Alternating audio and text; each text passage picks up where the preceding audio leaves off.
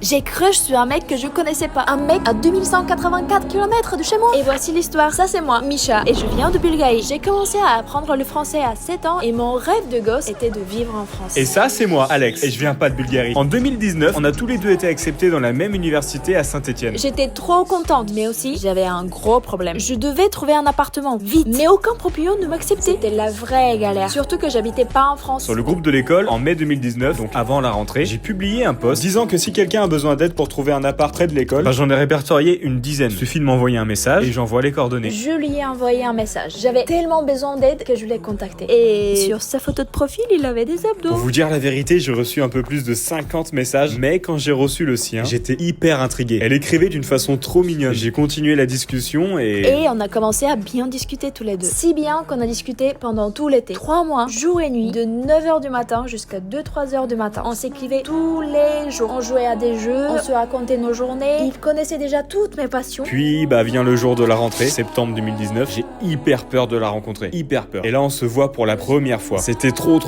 bizarre. Un peu comme voir quelqu'un que tu connais, mais que tu connais pas vraiment, en fait. Très vite, je lui ai proposé d'aller au restaurant ensemble, sauf que... J'ai dit non. À la place, je lui ai proposé qu'on passe la soirée chez moi. Vu que mon appart était en colocation avec 3 autres étudiants, j'ai trouvé ça plus safe. Quand elle m'a proposé ça, j'étais hyper content. Mais j'étais vraiment pas prêt pour ce qui allait se passer. Ça, on vous le réserve pour la partie 2. Alors abonnez-vous